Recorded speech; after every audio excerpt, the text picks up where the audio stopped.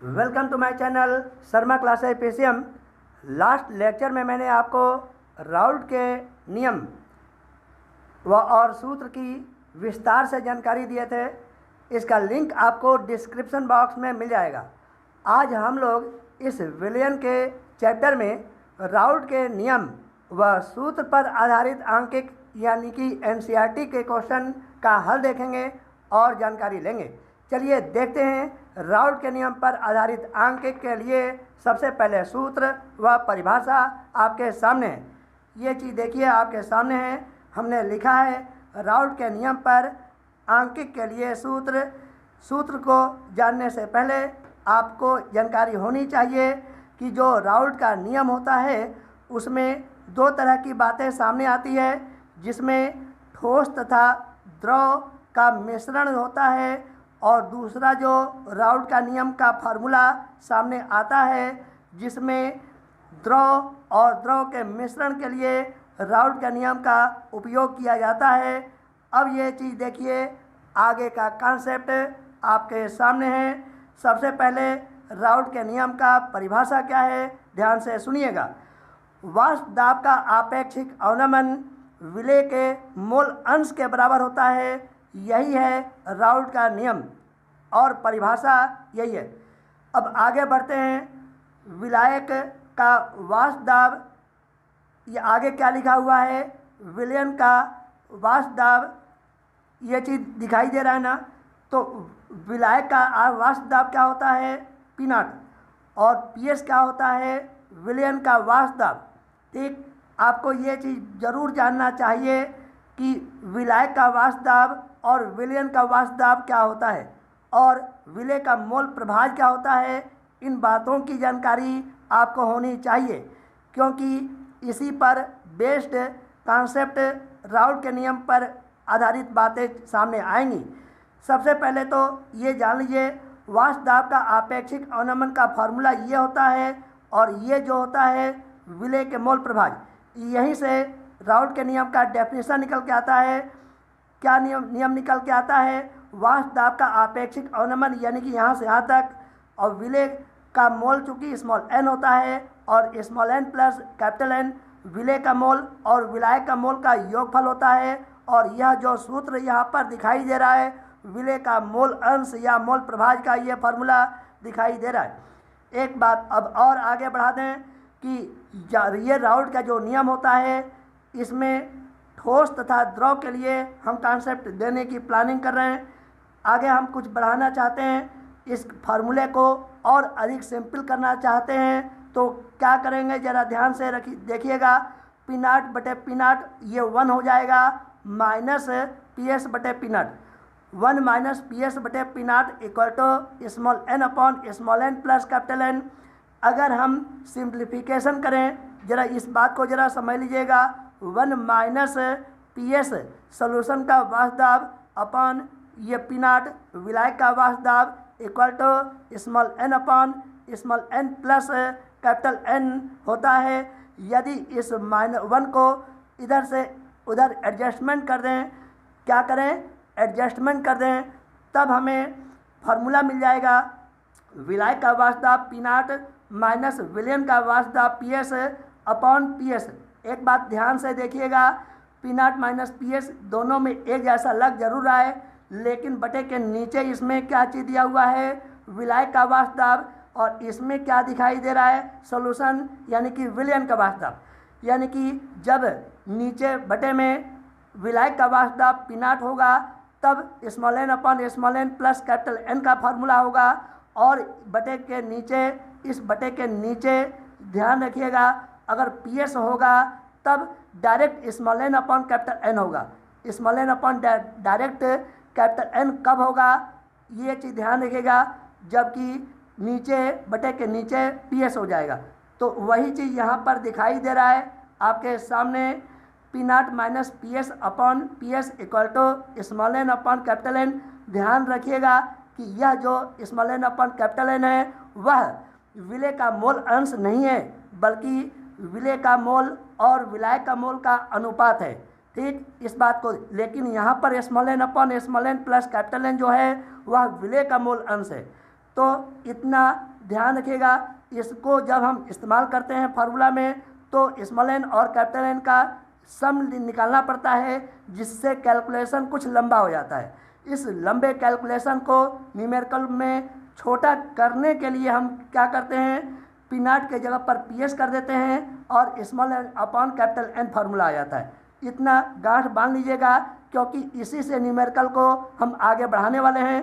दूसरी बात एक और, यदि हम P naught minus P S upon P naught equal to small N upon small N plus capital N का सहारा लेकर के इनमें से कोई वैल्यू फाइंड आउट करते हैं तो वही वैल्यू निकलेगा जो, जबकि P naught minus P S upon ये नीचे वाला P S equal to small N upon capital N रखने से वही वैल्यू हमें प्राप्त होता है।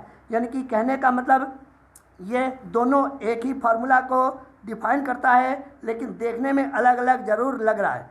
अब आगे बताएं, यहाँ पर स्मॉल एन क्या है, विलय का भार बटे अणुभार, और यहाँ पर कैपिटल एन जो दिया है विलय का भार बटे अणुभार है। ये दो हमने क्या लिख दिया, ये दोनों फार्मूला सेम रिजल्ट देते हैं। यानी कि इनमें से कोई भी न्यूमेरिकल वैल्यू फाइंड आउट करना चाहें तो ऊपर के फार्मूला से वही रिजल्ट मिलता है जो नीचे के फार्मूला से हमें रिजल्ट मिलता है। तो ऊपर यहाँ पर पी नॉट है और नीचे यहाँ पर पी एस है। बस इतना से ही हम किसी भी न्यूमेरिकल को सिंपल कर लेते हैं। इस वाले फार्मूला से न्यूमेरिकल कुछ टफ हो जाता है और इस वाले फार्मूला से न्यूमेरिकल कुछ सिंपल हो जाता है। अब आपके सामने है क्वेश्चन, देखिए क्वेश्चन नंबर 1 एनसीईआरटी पैटर्न पर आधारित। अब क्वेश्चन नंबर 1 कह रहा है पानी का वाष्प दाब 25% कम होने के लिए 100 ग्राम पानी में कितना यूरिया, फार्मूला होता है NH2CO NH2, विलय करना होगा। आगे कह रहा है विलयन की मोललता भी ज्ञात कीजिए। यानी कि इस क्वेश्चन में दो पार्ट है। इस फर्स्ट पार्ट में हमें फाइंड आउट करना है यूरिया यानी कि स्मॉल W मात्रा हमें ज्ञात करनी है, और दूसरे में विलयन की मोललता हमें ज्ञात करनी है। अब आगे इसको समझना है कि पानी का वाष्प दाब 25% कम होने के लिए केवल इतना का अर्थ क्या जाएगा। ये वाष्प दाब की बात कर रहा है तो वाष्प दाब जरूर दोनों हो जाएगा। यहाँ पर ये एक बात और याद रखिएगा कि हमेशा याद रखिएगा कि पी नॉट पहले आता है, पी एस बाद में आता है। इसका मतलब ये विलायक का वाष्प दाब अधिक होगा और ये लिखा हुआ है विलयन का वाष्प दाब हमेशा कम होगा। तो इस प्रकार परसेंट में हमने डायरेक्ट स्टेप ले लिया कि विलायक का वाष्प दाब हमने परसेंट के हिसाब से 100 ले लिया। तो कम होने के लिए यानी कि यहाँ पर विलयन का वाष्प दाब कितना होगा, 100 घटाओ 25 इक्वल टू 75, यहाँ पर डायरेक्ट ले लिया। अब आगे की बात कर रहा है 100 ग्राम पानी, तो WH2O मीन्स H2O का भार दे दिया 100 ग्राम पानी हमें।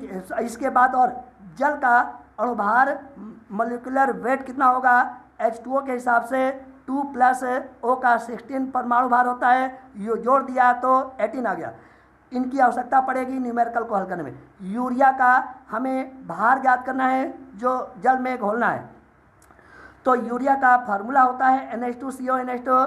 अगर हम कैलकुलेट करें, नाइट्रोजन का परमाणु भार 14 रखें, हाइड्रोजन का परमाणु भार 1 रखें, कार्बन का परमाणु भार 12 रखें, ऑक्सीजन का परमाणु भार 16 रखें। इस प्रकार से इन वैल्यू को मिलाते हुए यूरिया का अणुभार निकालना चाहें तो उसका वैल्यू मिल जाता है स्मॉल m की वैल्यू 60। तो यहाँ पर देखिए नाइट्रोजन का 14 मिला, हाइड्रोजन का 1 × 2 = 2 हो गया, कार्बन का 12 हो गया, ऑक्सीजन का 16 हो गया। नाइट्रोजन का 14 होता है, हाइड्रोजन का 1 होता है, लेकिन 2 का गुणा कर दिया H2 की वजह से। इस प्रकार जोड़ने पर आपका मिलेगा वैल्यू 60। अब आगे डायरेक्ट हम फार्मूला लगा देते हैं P naught minus P S upon P S equal to small N upon capital N. बस हमने इसमें किया क्या, वैल्यू पुटअप कर दिया जो अभी आप देख रहे थे। Small N upon capital N में ऊपर विलय का भार और अणुभार रखा है और नीचे विलायक के लिए यानी कि जल के लिए भार बटे अणुभार लिखा हुआ है। ठीक, अब हमें कुछ नहीं करना है। 100 घटाओ 75 25 हो गया और नीचे 75 हो गया, 25 या 75 ये 3 दिखाई दे रहा है। Small W × 18 upon 60 × 100। तो अब ये क्या करेंगे, 6 से काट दीजिए, 6 × 18 और 6 × 60 हो गया। अब इस प्रकार से ये वैल्यू हमें स्मॉल w फाइंड आउट करना है। तो इस प्रकार ये वाला वैल्यू स्मॉल w कितना मिला, ये इक्वल टू ये 10 गुणे 100 यानी कि ऊपर इसको ले जाओ ऊपर 1000 और 3 गुणे 3 इक्वल टू यहाँ पर 9 हो गया। इसको भाग दोगे तो हमें मिलेगा 111.11 ग्राम। यही यूरिया यानी कि विले का भार मिल गया। यही फर्स्ट पार्ट है। अब आगे देखिए, हमें सेकंड पार्ट में फाइंड आउट करना है विलयन की मोललता। सबसे पहली बात आपको जानना चाहिए कि मोललता का फार्मूला होता है विले का मोल बटे विलायक का भार किलोग्राम में। तो अभी जैसा कि आपको पता है कि मोललता में विले का भार W हम पता कर चुके हैं। ये विले यूरिया का अणुभार हमें 60 पता हो चुका है और विलायक का भार W 100 ग्राम दिया ही हुआ है। विलायक का भार 100 ग्राम दिया हुआ है। तो इस प्रकार से हम इन सभी वैल्यू को आगे बढ़ा करके सिंप्लीफिकेशन करने के बाद ये चूँकि 100 ग्राम है तो ग्राम को किलोग्राम में बदलने के लिए डेफिनेशन के अंतर्गत देखिए विलायक का भार केजी में होना चाहिए, जबकि ये जो W दिया हुआ है 100 ग्राम, ये ग्राम को किलोग्राम में बदलने के लिए ऊपर 1000 का हमने क्या कर दिया, मल्टीप्लिकेशन कर दिया। अब इसके बाद में कैलकुलेशन करिए, 3 जीरो से 1 2 3 जीरो काट दिया, फिर हमें मिला 111.11/6। इसको भाग देने पर मिलेगा 18.51 मोल पर केजी। यह आपका ये क्वेश्चन नंबर 1 का सेकंड पार्ट है। अब आगे देखते हैं क्वेश्चन नंबर 2 आपके सामने। क्वेश्चन नंबर 2 में शुद्ध बेंजीन, तो बेंजीन के लिए हमने डायरेक्ट अणुभार जरा निकाल लेते हैं। ये बेंजीन C6H6 होता है। क्योंकि कार्बन का परमाणु भार 12 होता है तो 12 गुणे 6 72 हो गया। हाइड्रोजन 1 होता है तो 6 × 1 = 6, 72 + 6 78। इसका काम तमाम कर दिए। यानी कि विलायक बेंजीन का हम अणुभार तुरंत निकालिए आगे पढ़ने से पहले, क्योंकि इसमें समय बर्बाद होता। फिर शुद्ध बेंजीन का किसी ताप पर वाष्प दाब 640 मिलीमीटर है। यानी कि कहने का मतलब क्या हुआ कि यह 640 मिलीमीटर शुद्ध बेंजीन मतलब विलायक मतलब पीनाट। तो पीनाट वैल्यू हमें मिल गया, ये 640 मिलीमीटर पारे के दाब के बराबर है। अब आगे क्या कह रहा है वो भी देख लीजिए। 2.175 ग्राम अवाष्पशील विले ठोस, तो ये चीज़ क्या हो गया, स्मॉल w मिल गया।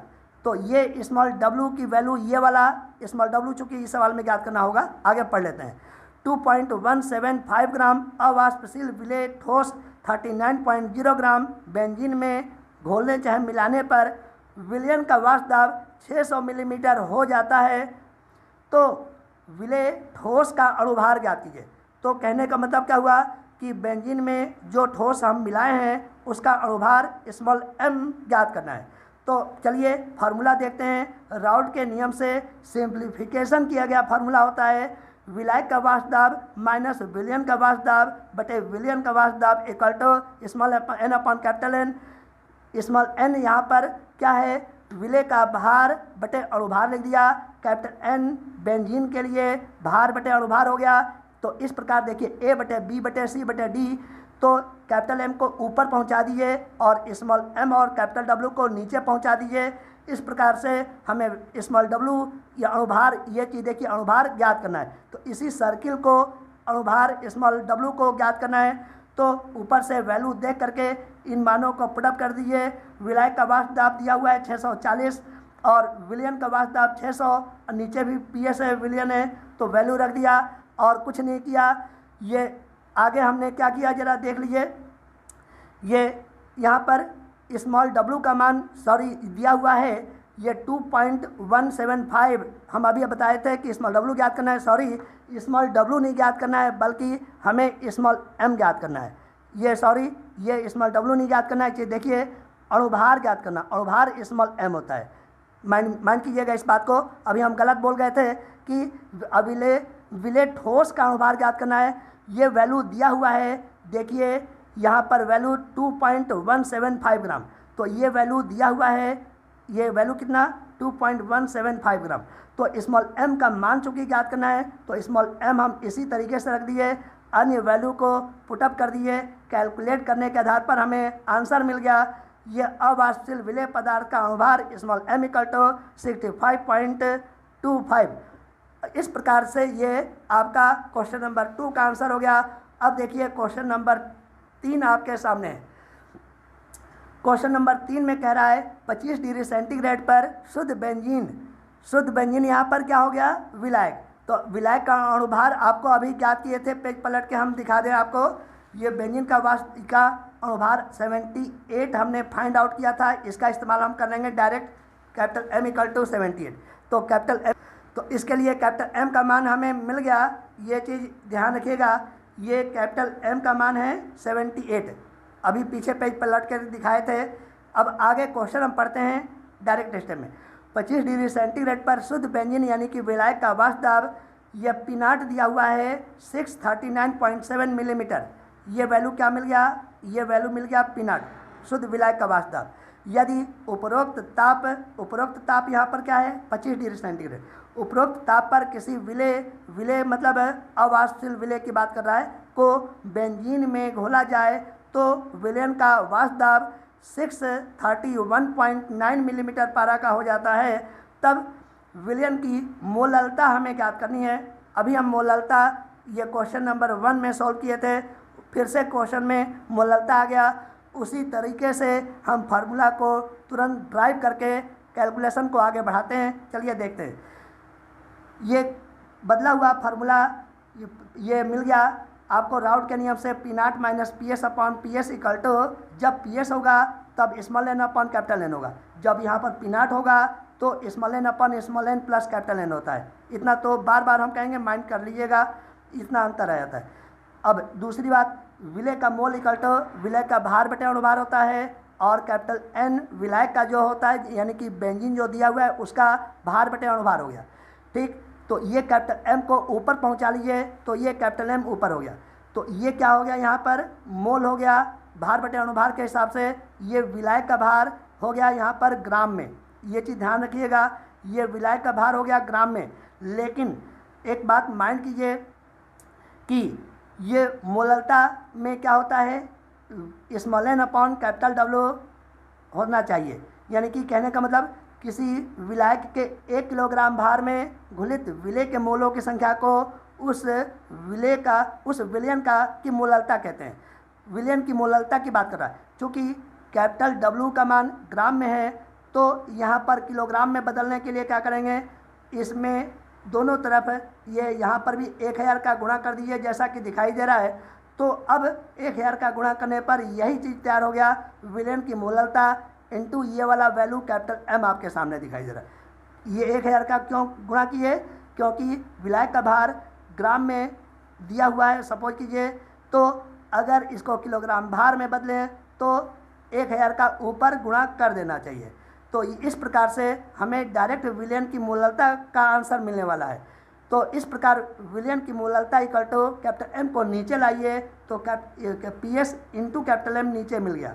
तो ये वैल्यू कैपिटल M विलायक के लिए अणुभार दिया हुआ है, आप मिल गया आपको बेंजीन का 78। आप चाहें तो फिर से फाइंड आउट कर सकते हैं, आपको यही 78 ही मिलेगा। तो इस प्रकार से आंकिक मान को देखते हुए P0 यह 639.7 वैल्यू रख दीजिए, PS का वैल्यू 631.9 रख दीजिए, और PS की वैल्यू रख करके और कैपिटल M का मान 78 रख करके, और चूंकि कैपिटल इसका मान ये विलायक का ग्राम में दिए होने पर किलोग्राम में चूंकि वैल्यू पुटअप करना होता है, तो इसीलिए ये वाला 1000 का यहाँ पर मल्टीप्लिकेशन कर दिए।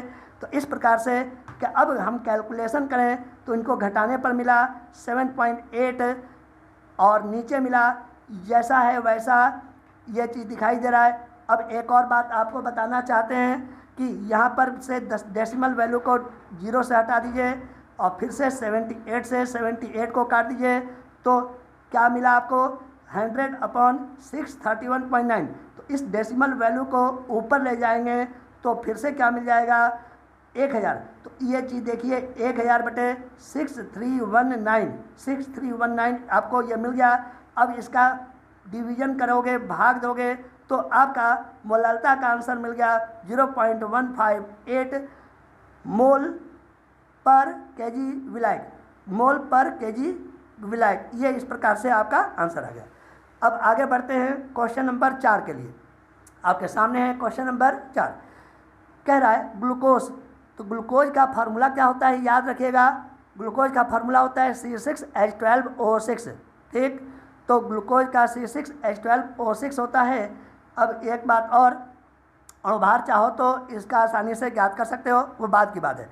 अब आगे बढ़ते हैं। ग्लूकोज के एक जलीय विलयन का 373 केल्विन ताप पर वाष्प दाब 750 मिलीमीटर पा रहा है। कहने का मतलब क्या हुआ कि अब ग्लूकोज के जलीय विलयन का वाष्प दाब मिल गया, विलय की मोललता और उसके मोल प्रभाज की गणना करनी है। ठीक, अब आगे की बात हम करना चाहते हैं कि फार्मूला होता है P0 minus PS upon PS equal to small n upon capital N। ठीक, स्मॉल n विलय का मोल इक्वल टू विलय का भार बटे अणुभार, और कैपिटल N ये जो है विलायक का मोल इक्वल टू विलायक का भार कैपिटल W बटे अणुभार। इस प्रकार से मिला। ये चीज़ स्मॉल w विलय का भार भी ग्राम में है और विलायक का भार भी ग्राम में है, तो कैपिटल M को ऊपर पहुंचा दीजिए और 1000 का इधर भी गुणा कर दीजिए और इधर भी 1000 का गुणा कर दीजिए। तो इस प्रकार से हमें मिल गया कैपिटल M का मल्टीप्लिकेशन करते हुए ये विलय का मोल यानी कि अपॉन कैपिटल W, ये ग्राम में हो गया यहाँ पर। इस तरह से मोल विलयन की मोललता मिल गया हमें। अब आगे बढ़ते हैं, फार्मूला को आगे अटेंड करते हैं। P0 minus PS upon PS into 1000 equal to मोललता इंटू कैपिटल N। अब आगे क्या करना है, मोललता इक्वल टू कैपिटल M को नीचे ले आओगे तो PS नीचे होगा PS इंटू कैपिटल M। तो ये चीज़ देखिए आपके सामने दिखाई दे रहा है, PS इंटू कैपिटल M और P0 माइनस PS। एक बात अब और आगे बताना चाहते हैं कि जल में ग्लूकोज को चूँकि घोला गया है। ये चीज़ देखिए, ग्लूकोज को क्या चीज़ में घोला गया है, जलीय विलयन की बात कर रहा है, जल में घोला गया है।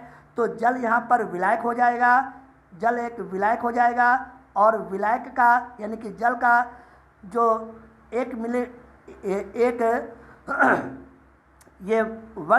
ये एक वायुमंडल दाब पर ये जो हमें मिलीमीटर में दाब मिलता है 760 मिलीमीटर।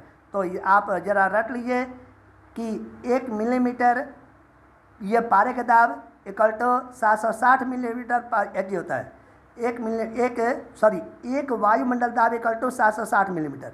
क्या कहा हमने, एक वायुमंडल दाब इक्वल टू 760। तो वही जल के लिए एक वायुमंडल दाब के जगह पर 760 मिलीमीटर क्वेश्चन में नहीं दिया है, अलग से आपको माइंड करना है। इस प्रकार अब आगे की बात करें, यहाँ पर कह रहा है एक निश्चित ताप पर ये जलीय विलयन का वास्ता यानी कि ये वैल्यू क्या मिल गया हमें, ये वैल्यू मिला PS। चूँकि जल में ग्लूकोज मिला दिया गया तो अब यही चीज़ हमें PS ये वाला PS वैल्यू मिल गया 750 और ऊपर के फार्मूला में कैपिटल M को नीचे रख दिए तो ये कैपिटल M नीचे आ गया। कैपिटल M जल का अणुभार होता है 18। बस अब कुछ नहीं करना है, आपको डायरेक्ट फार्मूला पुटअप कर लेना है और इस प्रकार आंसर निकल आएगा। आपका आंसर विलयन की मोललता इक्वल टू 0.7407, ये मोललता का आंसर आ गया। इसका मात्रक क्या होगा जरा माइंड कर लीजिए। मोललता का फार्मूला होता है मोल पर केजी में। ठीक, तो मोल पर विलायक केजी में, तो हम चाहें तो इसको लिख सकते हैं कि मोल प्रति, या कैसे लिखेंगे, MOL मोल प्रति केजी विलायक। ठीक, तो इस प्रकार से इसके आगे हम चाहें तो बढ़ा के लिख सकते हैं। अब आगे जरा देखिए, मोललता तो ज्ञात हो गया, इसमें हमें क्वेश्चन किया हुआ था कि उसके मोल प्रभाज यानी कि मोल अंश भी हमें ज्ञात करना है। तो मोल अंश का फार्मूला होता है ये small n upon small n plus capital N equal to P0 minus PS upon P0। देखिए यहाँ पर चेंज हो गया, स्मॉल n अपॉन कैपिटल ले लेते तो नीचे PS हो जाता है, लेकिन चूँकि हमें यह क्या ज्ञात करना है, मोल प्रभाज ज्ञात करना है। तो मोल प्रभाज के लिए राउल्ट के नियम का ओरिजिनल फार्मूला हमने ले लिया, small N upon small N plus capital N equal to P naught minus P S upon P naught. कुछ नहीं करना है, सीधे सीधे क्वेश्चन को देख करके ये विलायक का वास्तव अधिक वाला वैल्यू, पी एस विलियन का वास्तव कम वाला वैल्यू बस पुटअप कर दीजिए तो आपका आंसर मिला 1/76। इसको डिवाइड करोगे तो आपका आंसर मिला 0.0 क्या कह रहा है 0.013। इस प्रकार हमें ग्लूकोज यानी कि विले का मोल प्रभाव मिल गया। ये आपका आंसर आ गया।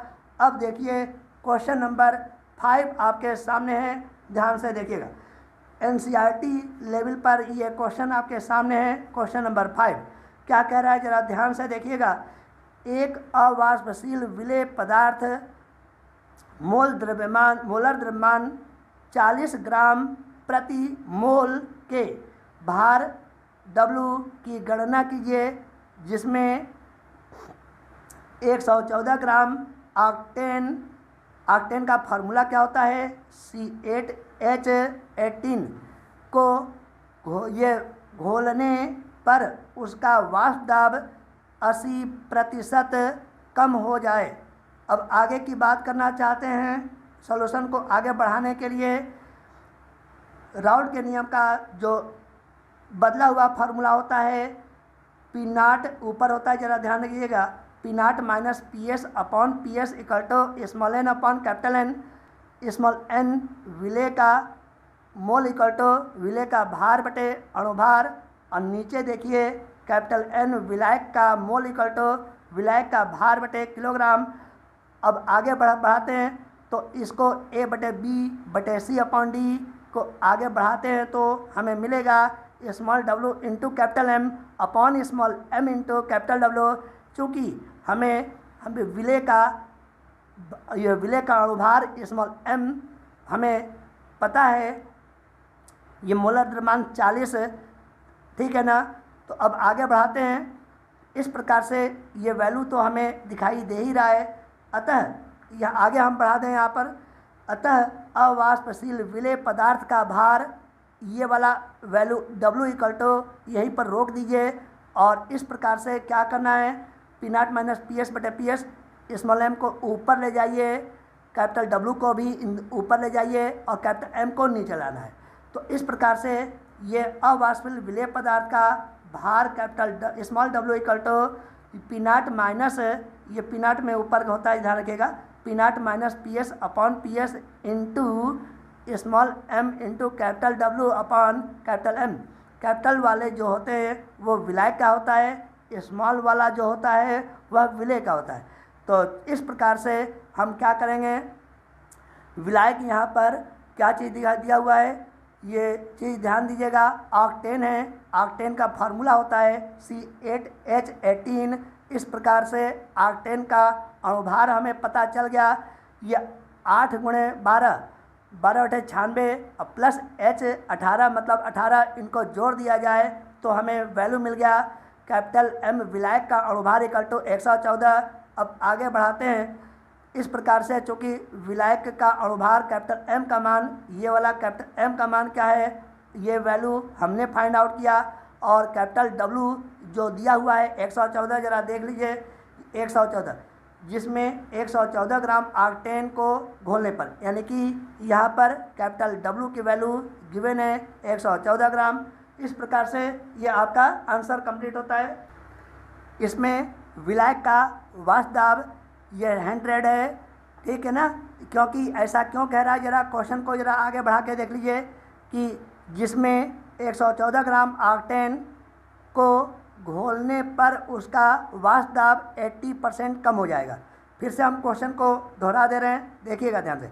एक अवाष्पशील विलेय पदार्थ ब्रैकेट में मोलर द्रव्यमान दिया हुआ है 40 ग्राम प्रति मोल के भार W की गणना कीजिए, जिसमें 114 ग्राम ऑक्टेन को घोलने पर उसका वाष्प दाब 80% कम हो जाएगा, ठीक। अब आगे की बात हम विचार करके लिखते हैं कि यहाँ पर स्मॉल एल एम ये वैल्यू क्या चीज़ दिया हुआ है, स्मॉल एम का मान अणुभार स्मॉल m यहाँ पर क्या चीज़ है, अणुभार हो गया, हम लिख दे रहे हैं अणुभार। देख लीजिए ये हो गया आपका अणुभार। ये वैल्यू ये कितना दिया हुआ है, स्मॉल m इक्वल टू 40। ठीक, तो यही वाला स्मॉल m का वैल्यू हमने 40 रख दिया। और चूँकि यहाँ पर कैपिटल W का मान 114 ग्राम दिया है, ये चीज़ चेक कर लीजिए, वो रख दिया। और विलायक यहाँ पर ऑक्टेन है, यानी कि द्रव अवस्था में है। इसका वैल्यू निकाल करके अभी बताए थे कि ये मान मिला 114। कैसे, फिर से दोबारा समझ लें, C8H18 तो 8 गुणे 12, 12 बटे 96 होता है, प्लस H की वैल्यू ये कितना लिख दिया 18। इस प्रकार से जोड़ने पर हमें मिला विलायक का अणुभार कैपिटल M इक्वल टू 114। तो ये यहाँ पर कैपिटल M का मान 114 लिख दिया और विलायक का भार ये वैल्यू दिया हुआ है। और स्मॉल m यानी कि विलेय का अणुभार यानी कि मोलर द्रव्यमान आपको दिया हुआ है 40। तो इस प्रकार से वैल्यू को पुटअप कर लीजिए और ये रेड से रेड वैल्यू कटा हुआ दिखाई दे रहा होगा। 114 से 114 काट दिया। अच्छा, आगे बढ़ाते हैं। 100 घटाओ 80, वैल्यू कितना मिला घटाने पर 20। तो इस प्रकार से मिला 20 बटे 80 गुणे 40। अब ये चीज़ देख लीजिए, 40 दूनी 80 होता है, ये 2 नीचे आ गया और 2 से फिर से काट दीजिए, 2 दहम 20 होता है। इस प्रकार से मेरा आंसर क्या मिला, अवाष्पशील विलेय पदार्थ का भार स्मॉल w इक्वल टू 10 ग्राम। ये आपका आंसर है। अब आगे जरा एक और बात कहना चाहते हैं कि बोर्ड एग्जाम में इस सवाल को NCERT पैटर्न पर इस प्रकार से भी क्वेश्चन किया जा सकता है। देखिए, इसमें हरे पेन से नीचे तीर बनाए हैं और इसको भी ये ऊपर तीर हरे पेन से बनाए हैं। और ये देखिए क्वेश्चन नंबर 5 है, यहाँ पर देखिए भी ये भी क्वेश्चन नंबर 5 है। कहने का मतलब ये दोनों, ये ऊपर और नीचे क्वेश्चन का पैटर्न बदल दिया, लेकिन क्वेश्चन वही है। अब फिर से हम इसी क्वेश्चन को बोल रहे हैं, ध्यान से सुनिएगा। इसका सलूशन ऊपर है। 114 ग्राम ऑक्टेन में किसी अवाष्पशील विलेय मोलर द्रव्यमान मीन्स अणुभार 40 दिया हुआ है। आगे बोल रहे हैं, ध्यान से सुनिएगा कि कितनी मात्रा मतलब स्मॉल w ज्ञात करना है। घोली जाए कि ऑक्टेन का वाष्प दाब घटकर मूल का 80% रह जाए। ठीक, तो इसका आंसर हमने क्या लिख दिया, उपरोक्त। तो इस प्रकार से यह आपका आंसर आ गया। अब क्वेश्चन नंबर 6 आपके सामने है, वो भी ध्यान से देख लीजिए। सभी क्वेश्चन NCERT पैटर्न वाले हैं, आपके लिए यही बेनिफिशियल है। क्वेश्चन नंबर 6 कह रहा है 300 केल्विन पर जल की बात कह दिया, यानी कि यह विलायक है। अब आगे बोल रहे हैं 300 केल्विन पर जल का वाष्प दाब 12.3 किलो पास्कल है। पास्कल यहाँ पर दाब का मात्रक है, ध्यान रखिएगा। PA पास्कल होता है। इसमें बने अवाष्पशील विलेय के 1 मोलल विलयन का वाष्प दाब ज्ञात कीजिए। कहने का मतलब विलयन की मोललता 1 गिवन है। ठीक, और हमें विलयन का वाष्प दाब PS हमें ज्ञात करना है। तो फिर से राउट के नियम का बदला हुआ फार्मूला आपके सामने दिखाई दे रहा है। P0 minus PS upon PS equal to small n upon capital N। ठीक, यहाँ पर स्मॉल n विलेय का भार बटे अणुभार के रूप में होगा, कैपिटल N विलायक का भार बटे अणुभार के रूप में होगा। ये विलायक यहाँ पर फिलहाल जल है। तो इस प्रकार कैपिटल M को ऊपर पहुँचा दिया तो small w upon capital W, तो ये दिखाई दे ही रहा है। कैपिटल W नीचे आ गया और कैपिटल M को ऊपर पहुँचा दिया।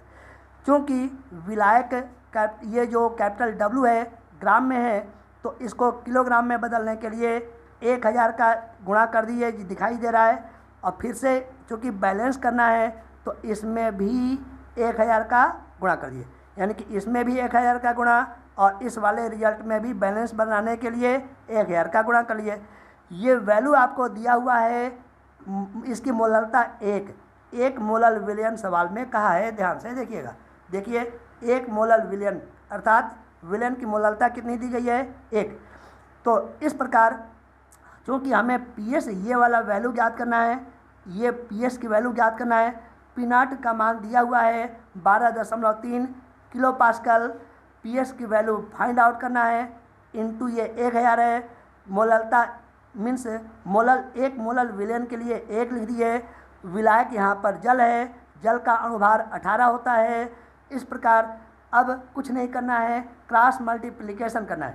तो 18 तो दिखाई दे ही रहा है, पीएस को नीचे से ऊपर इधर ले जाइए तो 18 पीएस इक्वल टू ये चीज़ दिखाई दे रहा है 1000 इंटू 12.3 माइनस पीएस इंटू 1000। ठीक, अब क्या करना है, 1000 पीएस को इधर ले आइए, नेगेटिव को पॉजिटिव कर लीजिए तो 1000 प्लस 18, 1018 पीएस हो गया, इक्वल टू एक रेड पेन से हमने काटे भी हैं जीरो को, डेसिमल वैल्यू को हटाए भी हैं। तो इस प्रकार से इसका कैलकुलेशन कितना हो गया, 12300, 12300। इस प्रकार 1018 को डिवाइड कर दें तो हमें मिला विलियन का वाष्प दाब पीएस इक्वल टू ये वैल्यू डिवाइड करने के बाद हमें मिलेगा 12.0825 किलो पास्कल। किलो पास्कल में क्यों आंसर आ रहा है, क्योंकि शुद्ध विलायक का वाष्प दाब हमने जो रखा है किलो पास्कल में ही रखा है, इसीलिए रिलेशन का सवाल होने के कारण इसका आंसर भी जो आएगा वह किलो पास्कल में ही आएगा। हाँ, एक बात और बताना चाहते हैं, क्वेश्चन नंबर 6 कंप्लीट होने के बाद अभी तक क्वेश्चन नंबर 1 से 6 तक के न्यूमेरिकल को हमने सॉल्व कर लिया। ठीक, आपके सामने तो दिखाई दे ही रहा है, यही तो क्वेश्चन नंबर 6 है। अब हम इसके आगे के वीडियो में 6 से लेकर के आगे के जितने भी एनसीईआरटी से रिलेटेड टोटल न्यूमेरिकल हैं वो सभी न्यूमेरिकल को हम अटेंड करेंगे। आपको नेक्स्ट वीडियो में ये टोटल न्यूमेरिकल देखने को मिलेगा। वीडियो आपको अच्छा लगा हो तो please like share and subscribe ज़रूर कीजिएगा। इसके लिए बहुत बहुत धन्यवाद।